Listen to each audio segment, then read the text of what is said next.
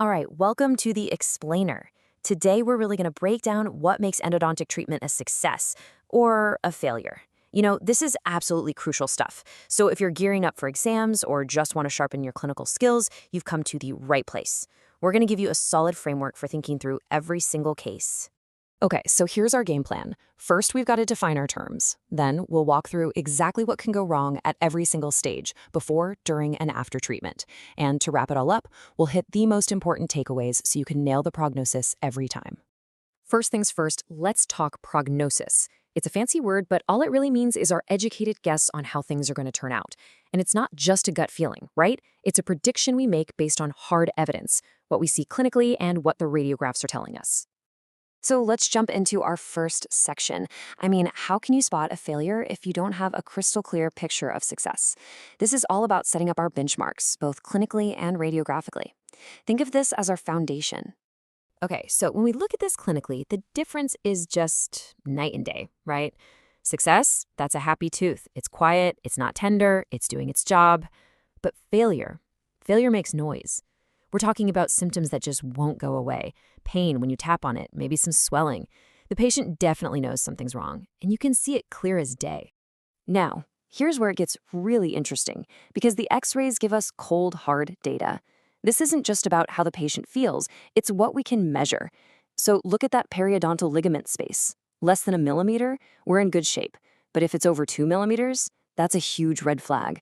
We want to see that dark spot of bone loss at the root tip completely disappear, and that nice, healthy white line of the lamina dura come back.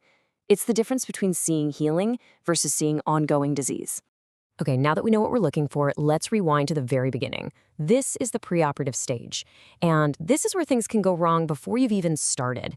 Think of these as the initial mistakes in judgment where a case can be lost before you even pick up a tool. And here's the thing, a lot of failures, they don't start during the procedure. They start right here, with errors in judgment. You might mistake a cyst for an abscess, or maybe misread a landmark like the mental foramen on the X-ray. But the biggest one, the one we see all the time, it's just not fully appreciating the tooth's unique anatomy. It really is all about getting that initial picture right from the get-go. So this leads to a super important question. One you are almost guaranteed to see on an exam or face with a tough case. What's the one anatomical curveball that trips up clinicians more than anything else? And there it is, the missed canal. It's such a simple concept, but it's huge. If you don't find it, you can't clean it. And if you don't clean it, you're leaving bacteria behind. That is a guaranteed recipe for failure, my friends. So your mindset should always be, assume there's an extra canal, especially in these teeth, until you prove otherwise.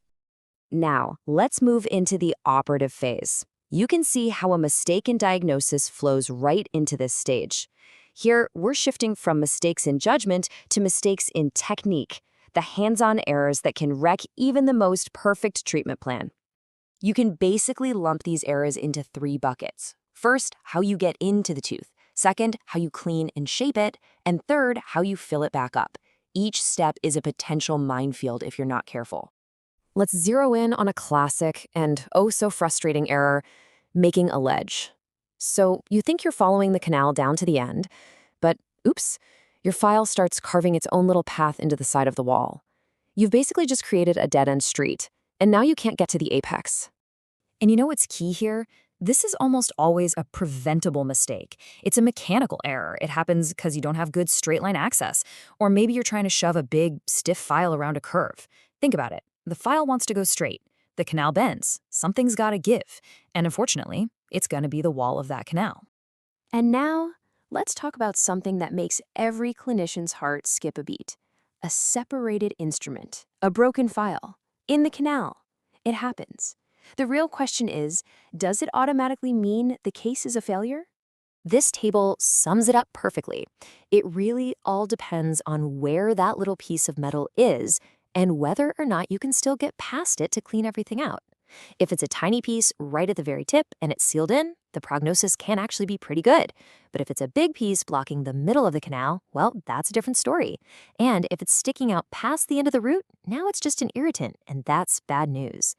All right, so let's say you've done it. You navigated the diagnosis, you pulled off a perfect procedure. You're not out of the woods yet. failure can still pop up, sometimes years down the road. This is the post-operative phase, where the long-term strength of your work really gets put to the test. A lot of the big risks here are actually caused by what happens next. And the most catastrophic of all is the vertical root fracture. This often happens from using too much force when you're filling the canal or placing a post for the crown. Remember, a perfect root canal on a tooth that's now cracked is still a total failure. And this quote just says it all, doesn't it? The final crown or filling isn't some separate thing. It's the last crucial step of the whole endodontic treatment. One little slip-up when you're drilling the post space can destroy hours of your most careful, meticulous work. Just like that. Okay, let's bring it all home. We're going to boil everything we've talked about down to the absolute most important, high-yield points. This is the stuff you absolutely need to know for your patients and for your exams. Look, if you only remember 3 things from this entire explainer, make it these 3. Preoperatively, hunt for that missed canal. That's an error of leaving something out. Operatively, respect the canal's anatomy. Don't create a ledge. That's an error of doing something wrong. And postoperatively, be gentle. That tooth is more fragile now, so don't use too much force and cause a fracture. So I'll leave you with this final thought. We've seen how a small mistake early on can snowball into a massive problem later. So, if you had to pick just one single step right at the beginning that could prevent all these downstream headaches, which one would you choose? Answering that question, well, that's what takes you from being a good clinician to a truly great one.